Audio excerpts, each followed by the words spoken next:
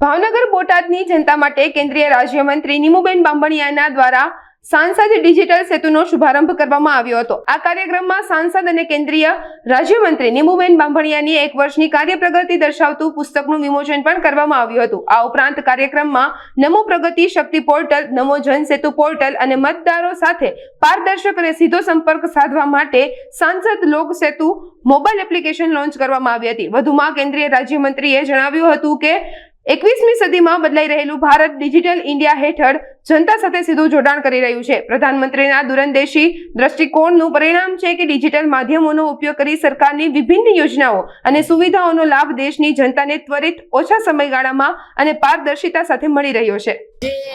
સાંસદ ડિજિટલ સેતુ કાર્યક્રમના માધ્યમથી ભાવનગર અને બોટાદની જનતા માટે 3 નવી ડિજિટલ પહેલનો શુભારંભ કરવામાં આવ્યો છે।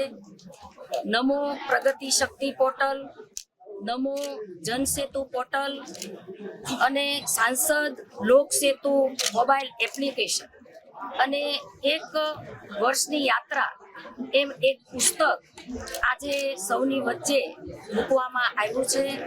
આ પ્રસંગે અમારા ભારતીય જનતા પાર્ટીના શહેર પ્રમુખ કુમારભાઈ, જિલ્લાના પ્રમુખ દિગ્વિજયસિંહભાઈ, અમારા બોટાદ જિલ્લાના પ્રમુખ મયુરભાઈ, અમારા ધારાસભ્યો, અમારા પદાધિકારી મેયર શ્રી ભરતભાઈ, જિલ્લા પંચાયતના પ્રમુખ બેન જેઠીબેન અને અનેક કાર્યકર્તાઓ વચ્ચે આ ડિજિટલ પહેલ 3 જે છે એ આજે લોન્ચ કરવામાં આવી છે।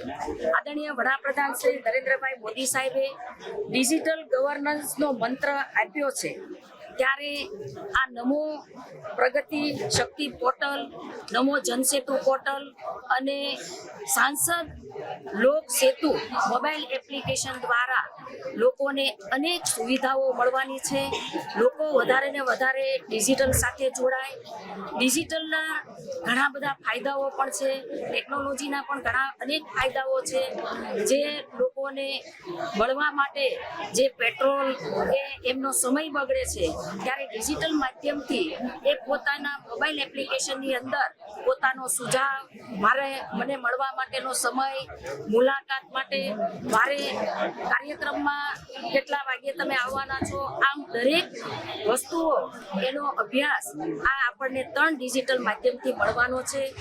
સાંસદ નિધિનું ફંડ યોગ્ય રીતે વપરાય અને આજે આ ટેકનોલોજીના માધ્યમથી કયું ભાવનગર બોટાદનું એવું ગામ છે કે ત્યાં આપણે કઈ સુવિધાની જરૂર છે, એ સુવિધાની પૂર્તતા કરવા માટે, એનાલિસિસ ગેપ દૂર કરવા માટે પણ આ પોર્ટલનો ખૂબ ઉપયોગ થવાનો છે।